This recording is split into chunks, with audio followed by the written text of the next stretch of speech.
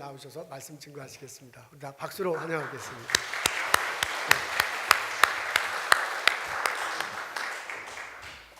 감사합니다. 2년 전 제가 2023년 5월 달에 이 교회에 와서 룻기의 말씀을 가지고 말씀을 함께 나눈 기억이 있는데 2년 2개월 만에 다시 돌아와서 여러분과 만나게 되었습니다. 얼마나 기쁜지 알 수 없고요. 2년 전에 낯익었던 분들을 만나는 기쁨도 있었고 또 여기 우리 원로 장로님도 계신데 너무나 반갑습니다. 건강하신 모습을 배우니까 지난 2년여 동안 이 UMC 교회를 매우 힘들게 만들었던 상황 속에서 우리 성요한 교회도 역시 그런 풍랑에 휩싸여서 어려움을 겪어내셨습니다. 이 교회를 생각할 때마다 무사히 이 고비를 잘 지나갔으면 좋겠다 하고 생각했고 또 기도를 했습니다.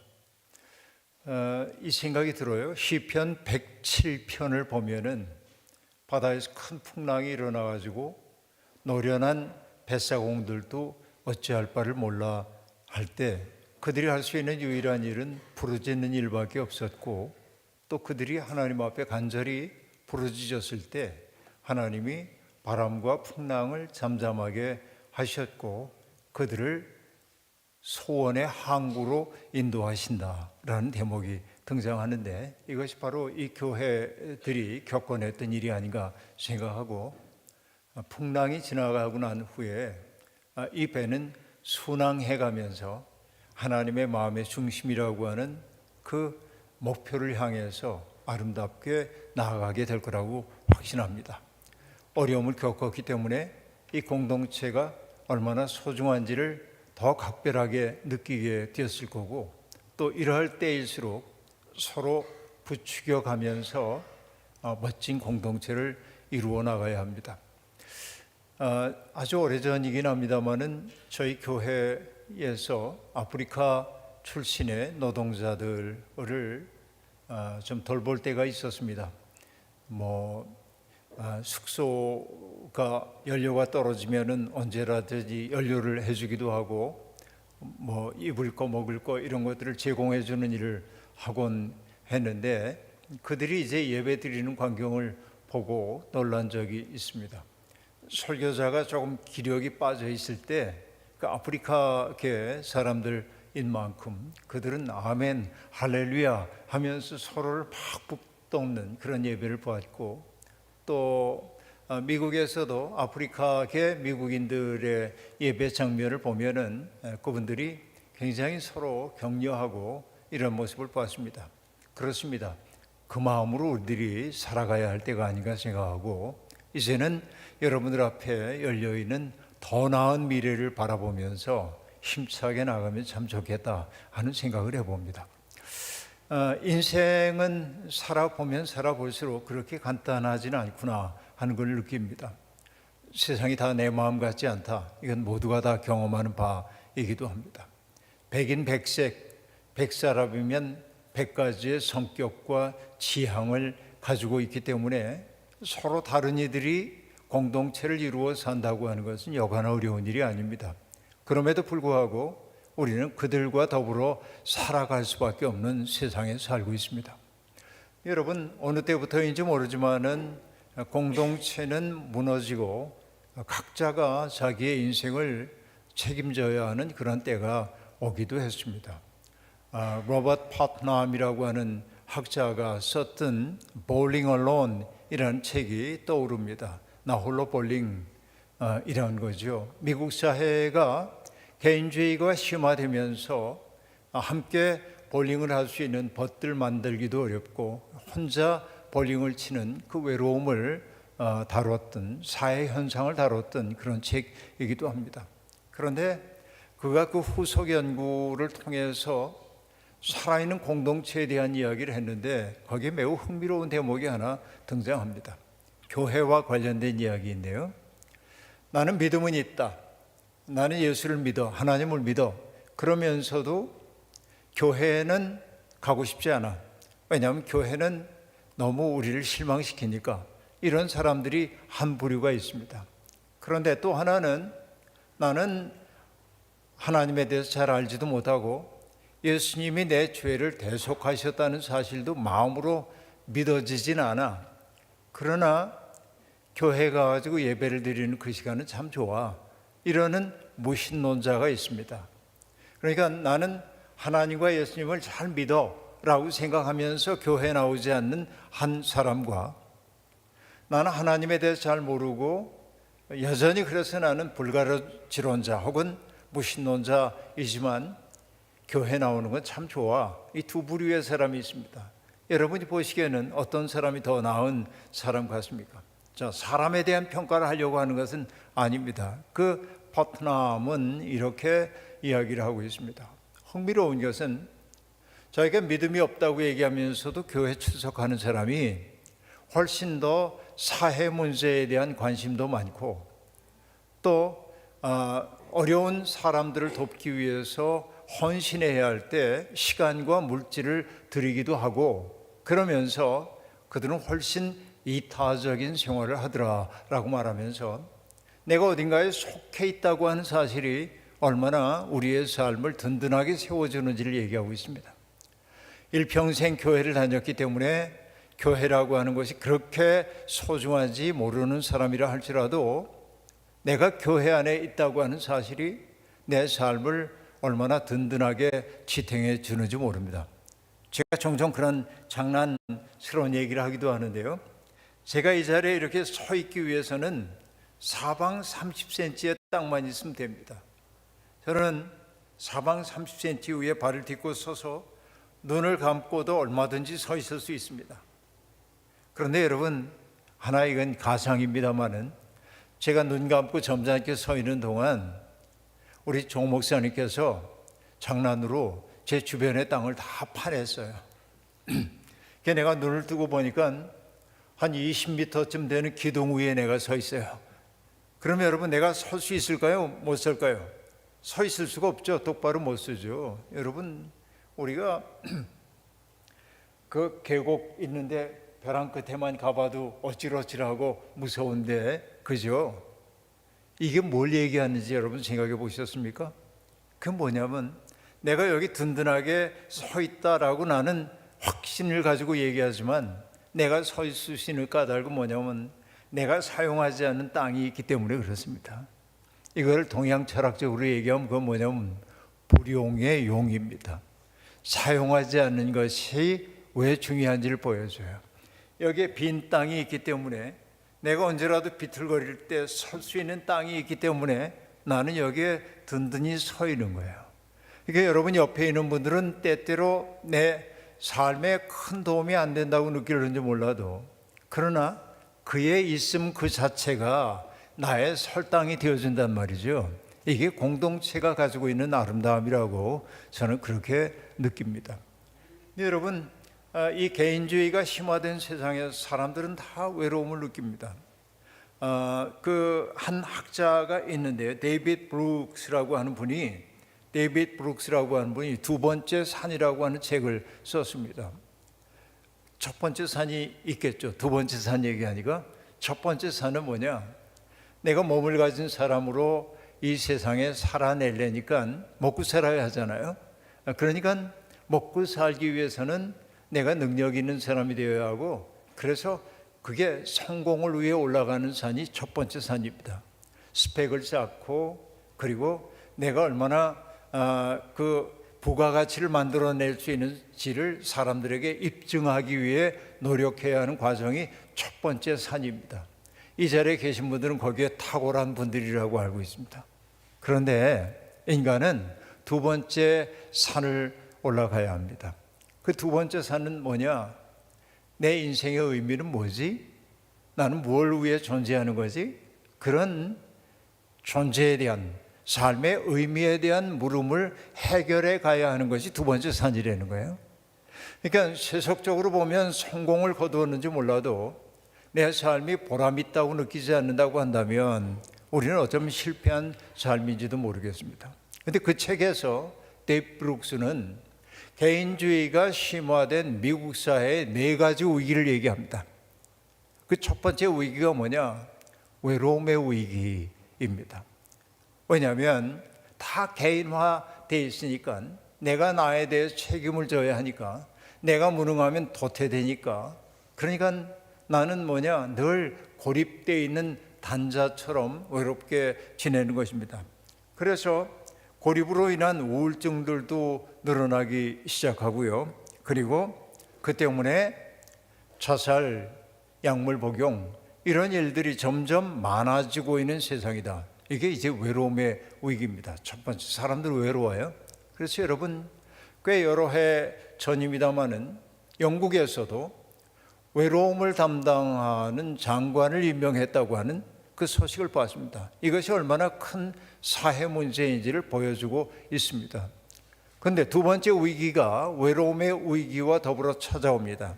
그 위기는 뭐냐? 불신의 위기입니다. 불신.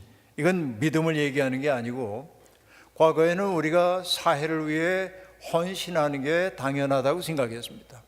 더 큰 대의를 위해 나를 희생하는 것이 그렇게 나쁘지 않다고 생각을 했습니다. 대를 위해 소를 희생한다, 이런 말들이 의미 있게 들리기도 했습니다. 그러나 이젠 사람들은 그래봐야 나만 손해라고 하는 생각들이 점점 자리 잡기 시작했고, 공동체에 대한 기대가 사라졌기 때문에 사람들은 불신의 세상 속에 접어들게 되었습니다.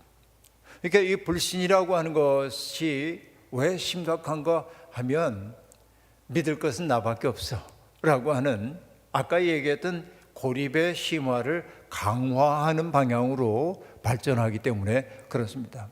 이것이 이제 불신의 심화인데, 그 다음에 세 번째 위기가 찾아옵니다. 그 세 번째 위기는 의미의 위기입니다. 나는 왜 사는 거지? 내 삶의 의미는 뭐야? 이 질문, 이걸 우리가 좀처럼 묻지 않기 때문에 그러합니다. 예수님도 광야에서 시험을 당하실 때 돌을 떡으로 바꿔보라고 하는 사탄에게 뭐라고 대답을 하셨습니까? 사람이 떡으로만 사는 것이 아니라 하나님의 입에서 나오는 말씀으로 살리라 라고 얘기했는데, 여러분, 예수님의 그 말씀이 밥 먹은 문제, 밥의 문제를 함부로 한 건 아니죠. 떡으로만 살 수 없다는 얘기는, 떡도 중요해요. 그러나 그 못지않게 중요한 것이 있는데, 하나님의 말씀으로 산다라고 얘기할 때, 그 하나님의 말씀이라고 하는 것은 뭐냐면, 다른 말로 얘기하면 의미 혹은 보람이라고 얘기할 수 있겠습니다. 사람은 보람을 먹고 삽니다. 이것은 여러분, 많은 분들이 아시겠습니다마는 우리 오스트리아 출신의 정신의학자였던 빅터 프랭클이라고 하는 분이 죽음의 수용소, 나치의 수용소에 갇혔을 때의 경험을 담아 썼던 책에서도 들려주고 있는 이야기입니다. 여러분, 하얀 백의의 그 가운을 입고 있는 의사 앞에 설 때 사람들은 두려움을 느낍니다. 그가 손을 이렇게 하는지 이렇게 하는지에 대해서 생사가 갈렸기 때문에 그렇습니다. 그러니까 그 앞에 내가 건강한 사람처럼 보이기 위해서 사람들은 수염이라도 덥수룩하면 초췌해 보이니까 깨진 유리 조각이라도 있으면 그거 가지고 면도를 하려고 애를 썼고, 그리고 활기찬 모습으로 쓰려고 했고 그랬던 것이죠. 근데 건강하지 못하다고 판정된 사람들은 가스실로 보내졌고, 그리고 영광로에 소각될 수밖에 없었던 것을 우리가 알 수 있습니다. 빅터 프랭클은 다행히 살아남았습니다. 그런데 노동을 해보지 않았던 사람인지라 강제 노역에 시달리는 게 얼마나 힘들었는지 모릅니다. 그러던 어느 순간에 프랭클은 이런 생각을 해봅니다. 내가 고생하는 만큼 내 가족들의 어려움이 덜어질 수 있다면 이라고 생각합니다. 그러자 갑자기 고생스러웠던 그 일이 오히려 기쁨의 노동이 될 수 있었습니다. 왜? 내가 애쓸수록 내 가족이 편안해지니까. 이런 경험들, 그리고 수용소에 갇혔던 수많은 사람들의 경험의 이야기를 들으면서 그가 우리에게 들려주는 이야기가 있죠. 인간은 어떤 충동으로 삽니까? will to meaning, 의미의 의지, 이게 살게 한다. 내 삶이 의미 있다고 생각할 때 사람은 살아갈 이유를 알게 된다라고 말합니다. 그런데 여러분, 이 세 번째 위기, 개인주의가 만든 의무의 위기가 사람들을 찾아왔다. 내가 왜 사는 거지? 내가 이렇게 살면 뭐 하는 거야? 그러니까 내 삶을 큰 서사 속에서 구성할 수 있는 능력이 없어요. 이거 기독교적으로 얘기하자고 한다면, 하나님을 믿는 사람은 어떤 사람들입니까? 하나님의 구원 이야기의 일부로 자기의 삶을 이해하는 거예요. 그렇죠? 내가 하나님은 나를 통해 하시고자 하는 일이 있어. 하나님은 우리 교회를 통해 하시고자 하는 일이 있어. 이때 우리는 어려움도 이겨낼 수가 있게 되는 겁니다. 근데 그 서사가 다 무너졌어요. 삶의 이야기가 없는 거입니다. 그러니까 이게 세 번째 위기, 의미의 위기를 낳게 됩니다. 그러면 여러분, 외로움의 위기, 불신의 위기, 의미의 위기가 찾아올 때 내 삶이 끈 떨어진 연처럼 돼 있단 말이에요. 내가 어떻게 살아야 하는지를 몰라. 그러니까 뭔가 지푸라기라도 잡고 내 삶을 견디고 싶어져요. 그때 슬그머니 우리가 기대는 게 뭐냐면, 나를 강하게 붙들어 줄 수 있는 누군가에게 나를 갖다 메고 싶어. 여기에 등장하는 게 둘이 있습니다. 그게 뭐냐, 이걸 이제 한마디로 뭉뚱그려서 부족주의라고 얘기를 했는데, 그 부족주의 두 가지가 대표적이에요. 하나는 뭐냐, 이단 종파들입니다. 여러분, 이 한국이나 이런 데 보면은 뭐 요즘 신천지 문제도 아주 심각하고 통일교 문제도 있고, 그런데 많은 사람들이 신천지가 사회 문제를 일으킴에도 불구하고 많은 젊은이들이 신천지로 찾아가는 까닭 가운데 하나가 뭐냐면, 그들은 접근할 때 너무 다정하게 접근해 와요. 외롭지, 힘들지, 희망 없지, 여기에 따뜻함이 있어. 그러면서 따뜻하게 돌봐주고, 그리고 연락해주고, 이러니까 거기에 넘어가는 거예요. 그렇죠? 모든 이단 종파가 다 그렇습니다. 그래서 여러분, 우리가 반성해야 될 부분들이 있어요. 기존의 종교인들이, 기독교인들이 외로운 사람들을 그렇게 따뜻하게 보듬어 안았다고 한다면 그들이 그렇게 방황하지 않았을 텐데, 우리가 소홀히 했던 그 틈을 탁 치고 들어와 가지고 이단 종파들이 사람들의 마음을 사로잡고 있단 말이죠. 이게 첫 번째고, 또 하나는 뭐냐면 정치적 과격주의입니다. 내가 세상의 중심처럼 느껴져 가지고, 그렇죠? 내 삶의 의미를 새롭게 찾았어 라고 하면서 거칠게 대응하는 사람들이 등장해요. 이 데이빗 브룩스가 하고 있는 얘기입니다. 이게 네 가지의 위기라고 얘기할 수 있겠습니다. 그러면 여러분, 오늘 여기에 우리 정요한 교회가 세워진 까닭은 뭘까요? 바로 그런 네 가지의 위기를 치유하는 공동체가 되라는 얘기 아니겠습니까? 그게 우리가 부름받은 이유라고 볼 수 있겠습니다. 모두가 다 외롭다고 얘기할 때 이 교회는 뭘 해야 돼? 서로 단단하게 이어주기 시작해야 합니다. 저희 교회에 사회복지사들이 여러 명이 있었는데, 그 가운데 하나가 마을 살리는 일을 역동적으로 하고 있었습니다. 그래서 제가 우리 젊은 집사에게, 우리 교인들에게 당신이 하고 있는 마을 살리기 운동에 대한 이야기를 좀 들려달라고 했더니, 그가 와서 아주 흥미롭고 유익한 강연을 해 주었습니다. 근데 제가 잊을 수 없는 게 하나 있었어요. 이런 얘기였습니다. 저희 교회가 서울역 근처에 있기 때문에 서울역에는 여러분 많은 노숙자들이 머물고 있습니다. 서울역에도 있고 지하에도 있고 많은 노숙자들이 그렇게 있습니다. 그들을 보면 지저분하지요. 옷도 남루하고 냄새도 나고, 또 자꾸 돈만 생기면 술 먹고, 그리고 그냥 길바닥에 오줌을 누기도 하고, 이러니까 사람들이 아주 낯을 찌푸리고 다니곤 합니다. 근데 그가 하는 얘기가 뭐냐면, 저 노숙을 하고 있는 사람들의 문제는 경제적인 빈곤의 문제만이 아닙니다 라고 말합니다. 그래요, 빈곤의 문제만이 아니라는 거예요. 그러면 어떤 문제인가 했더니, 자, 문제는 물론 경제적 빈곤으로부터 비롯됩니다. 경제적으로 어려워지게 되자 가까웠던 사람들이 그를 만나는 걸 꺼려하기 시작하면서 가까운 사람들과의 관계가 멀어지기 시작해요.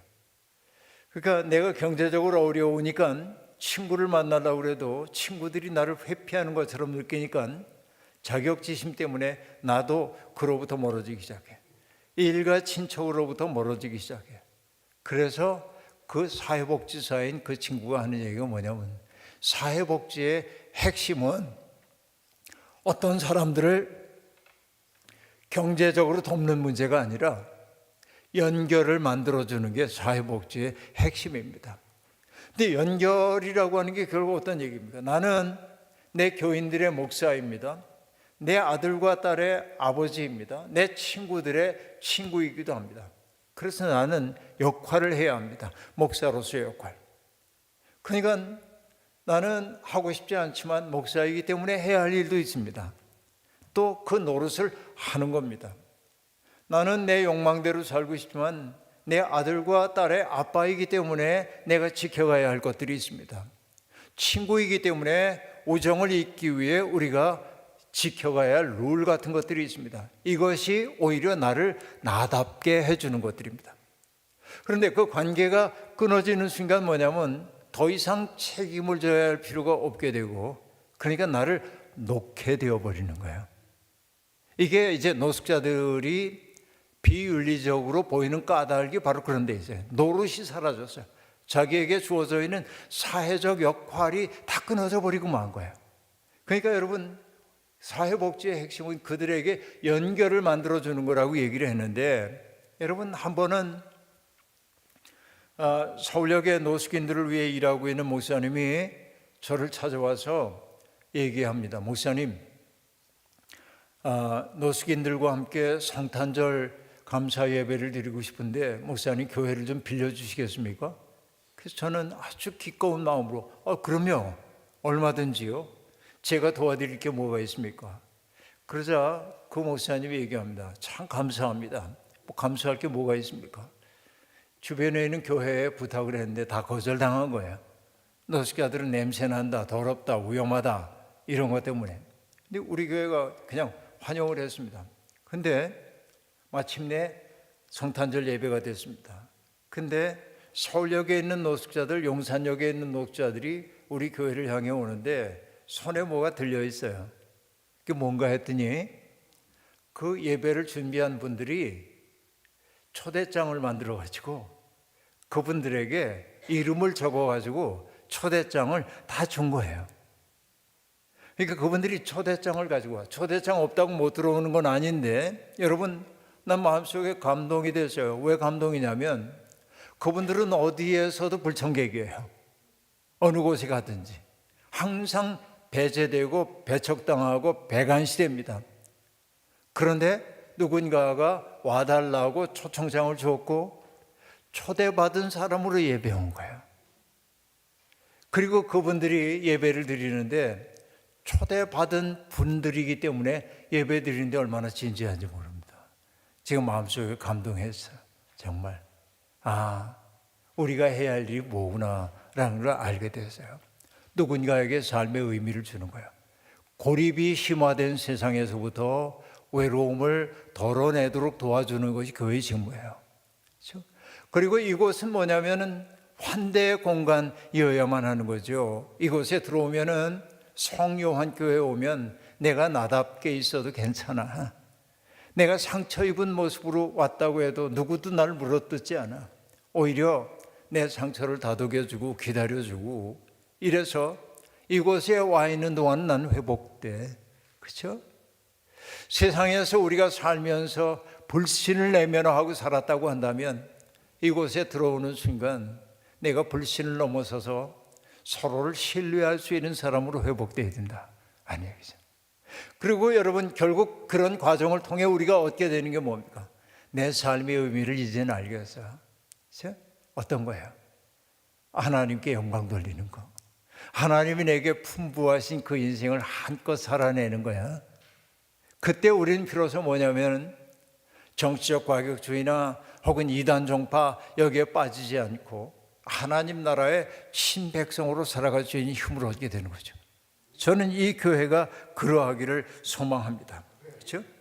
그러니까 정말 약자들의 아픔에 예민하게 반응하고 공동체 구성원들이 서로를 고맙게 바라볼 수 있는 교회를 만들어 가야 돼. 이게 아까 시편 107편 설교 초반에 여러분 인용했던 풍랑이 일어가지고 파선의 위협을 무릅쓰고 어찌할 바를 몰라 할 때 하나님 앞에 부르짖을 수밖에 없었고, 그래서 하나님이 바람과 풍랑 잠잠하게 하시고 소원의 항구로 인도해 주시는 것처럼 우리끼리만 행복하면 안 되고 바로 이 아까 얘기한 그 소명을 붙들고 나가야 된단 말이죠. 여러분, 서울의 한신대학이라고 있는데 그 한신대학의 학장이었던 장공 이제 김재준 목사님은 교회를 뭐라고 얘기했냐면 우주적 사랑의 공동체. 여러분, 우주로까지 얘기를 하고 있습니다. 전 우주적 사랑의 공동체라고 얘기합니다. 여러분, 교회가 그러니까 그냥 단순한 건물이 아니에요. 이건 공동체인 거예요. 저는 이 예배당을 이렇게 보면서 아름다운 예배당이잖아요. 근데 이게 아름다운 까닭이 뭔지 아십니까?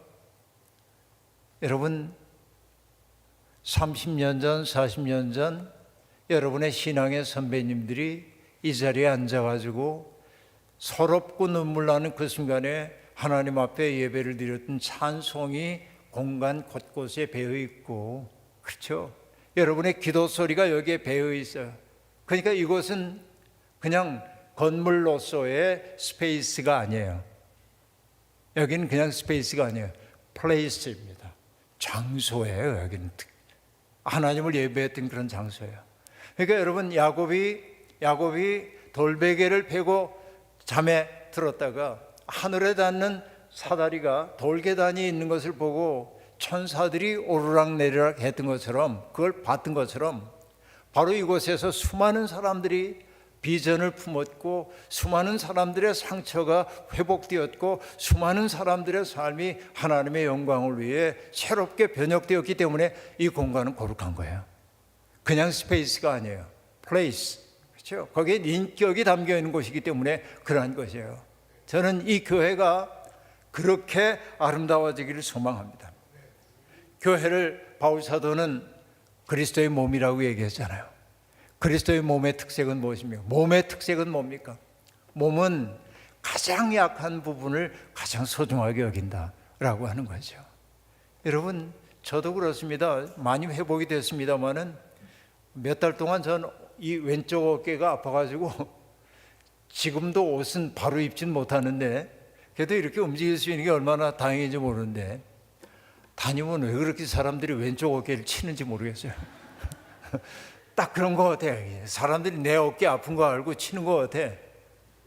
그러니까 여기가 아프니까 금방, 여러분, 이 몸의 중심이 아픈 곳이에요. 여러분, 돌아가신 교황님이 그런 얘기를 했잖아요. 세상의 중심은 고통이 있는 곳이라고 얘기했어요. 근데 여러분, 영국 출신의 인도 선교사였던 스탠리 존스 선교사가 순례자의 노래라고 하는 책을 썼는데, 자서전적인 책을 썼는데 거기에서 그가 들려주는 이야기가 매우 흥미롭습니다. 그는 이렇게 얘기합니다. 기독교는 상처를 입은 혹은 죽임을 당한 어린 양이 우주의 중심에 있다고 고백하는 종교라는 거예요. 그러니까 여러분, 요한계시록에 보면 보좌에 앉으신 분이 계시고 그분 옆에 죽임을 당한 것 같은 어린 양이 있었다고 얘기했어요. 그 얘기는 어떤 얘기입니까?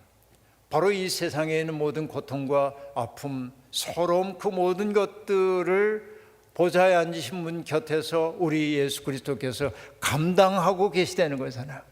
그러니까 여러분, 고통이 있는 곳이야말로 주님이 계신 곳이지요. 바로 그 얘기입니다. 교회가 그리스도의 몸이라는 것은 교회가 서야 할 자리가 어디인지를 보여주고 있는 것입니다. 주님은 끝없이 당신을 누군가에게 선물로 주려고 하셨어요. 근데 예수님이 있는 곳에 자기를 선물로 주려고 하는 곳이에요. 누군가를 지배하는 게 아니라 모든 사람의 가장 낮은 자리에서 섬기려고 하는 사람이 있는 곳에서 일어나는 일은 뭡니까? 딱딱했던 내 마음이 녹는 거예요. 그런 사람 만나고 나면. 그래서 여러분, 그 사랑을 경험하고 나면 너와 나를 갈라놓았던 담들이 허물어지는 것을 알게 돼요. 내 속에 사랑이 차 있으면 이전에 사랑이 없을 때 고깝게 보이던 저 사람이 귀하게 보이기 시작한단 말이에요. 예수의 마음이 있는 것이 그런 거예요. 그래서 에베소서는 여러분 예수님의 사역을 뭐라고 얘기하고 있습니까? 그는 당신의 몸으로 이방인과 유대인을 가르는 담을 허무시고 화해하게 하셨다. 여러분, 예수의 마음이 있는 곳에서 일어난 일이 뭡니까? 담은 무너지고 연결이 만들어지는 거예요. 이게 예수의 마음이라 하는 얘기입니다. 그렇죠? 그래서 오늘 본문의 말씀을 보면 예수님이 모든 도시와 마을을 두루 다니면서 유대 사람들의 여러 회당에서 가르치고 하늘나라의 복음을 선포하고 온갖 질병과 온갖 아픔을 고쳐주셨다라고 말합니다. 자, 가는 곳마다 주님은 가르치셨어요. 뭘 가르치셨을까요? 돈 버는 방법? 아닙니다. 성공하는 방법? 아닙니다. 사람다운 삶이 뭔지, 누군가의 좋은 이웃이 된다고 하는 것은 무엇인지, 그렇죠? 내 삶이 보람을 느낄 때는 언제? 내가 누군가에게 나를 선물로 내줄 수 있을 때 내 삶이 충만해진다는 사실을 주님은 가르치셨어요. 그리고 주님이 선포하신 것은 무엇입니까? 하나님의 나라가 가까이 왔다라고 하는 거예요. 우리는 그 하나님 나라에 들어가야 합니다. 하나님 나라는 어떤 것입니까? 힘이 있다고 지배하려는 세상은 하나님 나라 아닙니다. 하나님 나라의 특색은 뭐예요? 가장 높은 사람이 가장 낮은 자리에서 섬기는 거예요. 이게 아름다운 거예요. 짐짓 섬기는 게 아니라 마음에서 우러나서 섬기는 건 말이죠. 내가 힘이 없어가지고 누군가를 섬겨야 한다면 내 마음속에 짙은 그림자, 비애가 어릴 수밖에 없습니다. 그러나 내가 좋아서 그 사람을 섬긴다고 할 때 얼마나 행복한지 모릅니다. 이거 여러분 어렵게 생각할 거 없습니다. 제가 손자, 손녀가 넷입니다. 이 아이들을 보면요, 그냥 한없이 주고 싶은 생각만 듭니다. 내가 할아버지니까 내 명령 들어 안 그래요. 아이들 명령에 할아버지가 복종합니다. 내 마음속에 비애가 없어요. 전혀. 왜냐하면 사랑하기 때문에 그렇습니다. 사랑하는 그를 위해서는 주고 싶은 마음만 생겨나는 것이죠. 예수가 그런 거예요. 주님은 사랑해요. 그 자체. 그리고 이것을 여러분 요한일서 뭐라고 얘기합니까? 하나님은 사랑이시라. 하나님 사랑이네. 사랑이 하는 일은 무엇입니까?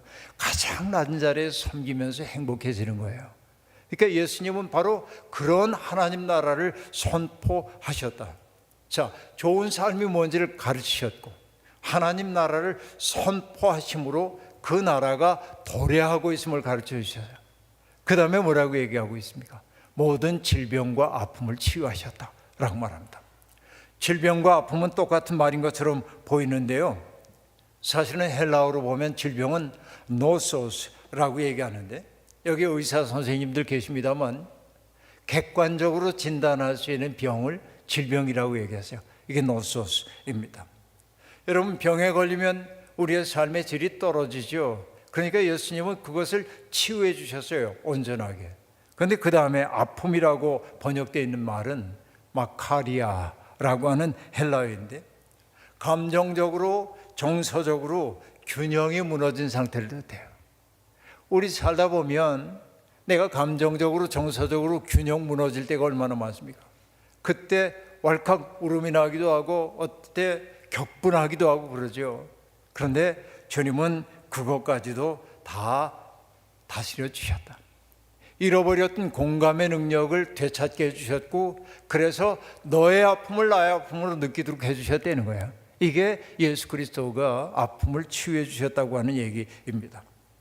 그 치유의 능력은 어떻게 발현되었을까요?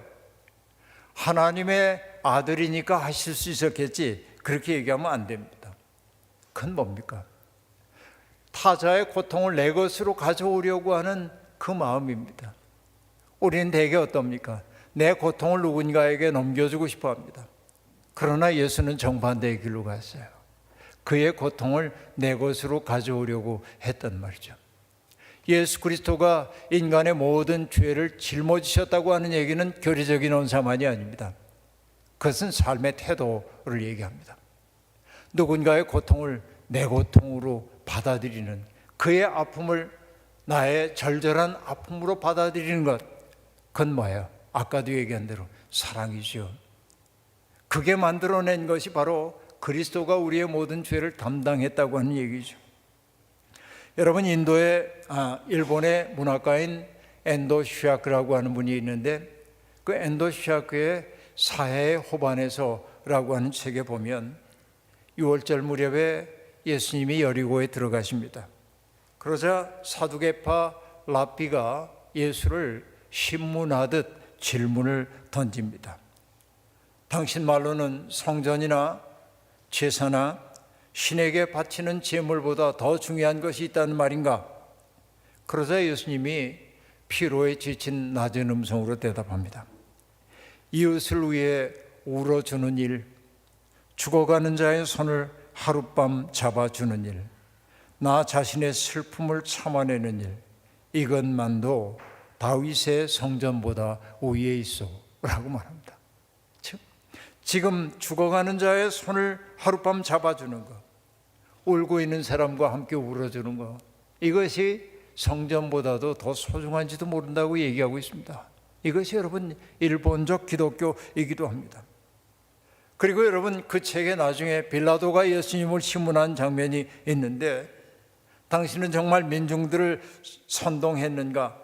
라고 묻자 주님은 이렇게 대답합니다. 나는 다만 한 사람 한 사람의 슬픈 인생을 가로질러 그들을 사랑하려고 했을 뿐이요. 또 여러 가지 신문이 있다가 빌라도에게 이렇게 묻습니다. 로마보다도 더 오래 지속되는 것이 있다고 생각하는가? 여러분, 로마는 천년 만년 갈 것처럼 여겼죠. 로마보다 더 지속되는 게 있는가? 예수님이 이렇게 대답합니다. 그 사람들의 인생에 내가 가닿은 흔적이요, 내가 한 사람 한 사람의 인생을 가로질러 남겨놓은 흔적, 그것은 사라지지 않는다, 그런 뜻이라고 얘기하고 있습니다. 저는 이 대목 보면서 마음속에 소망 하나를 품었습니다. 나는 누군가와 만나면 그의 영혼에 어떤 흔적을 남기게 될 텐데, 내가 남기는 흔적 덕분에 그 사람의 삶이 아름다워지기를 꿈꾸는 거예요. 예수 믿음은 바로 그런 거라고 저는 확신합니다. 바로 이 자리에 있는 여러분들 때문에 여러분과 만난 사람들, 그들 속에 새로운 삶, 아름다운 삶에 대한 꿈이 채워졌으면 참 좋겠습니다. 그러기 위해 이곳 성요한교회가 전 우주적 사랑의 공동체가 되어야 합니다.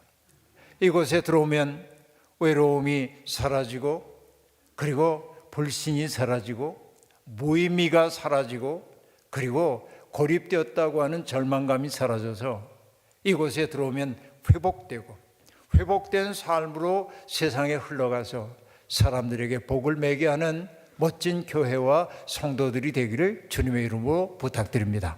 아멘. 자비로우신 하나님, 성령한 교회에 와서 하나님의 말씀을 증언하게 하시니 감사합니다. 너무도 소중한 이들이 여기에 있습니다. 하나님, 이 자리에 계신 성도 한 사람 한 사람을 통해서 이 세상, 망가진 세상을 고치려고 하는 하나님의 꿈이 아름답게 이루어지게 도와주옵소서. 우리들을 복의 통로로 삼아주셔서 우리를 통하여 흘러가는 하늘의 사랑과 평화가 지역사회를 물들이게 하옵시고, 우리의 발걸음이 닿는 곳마다 사람들이 화해하고 연결되는 역사가 나타나게 하옵소서. 예수님의 이름으로 축복하며 기도하옵나이다. 아멘.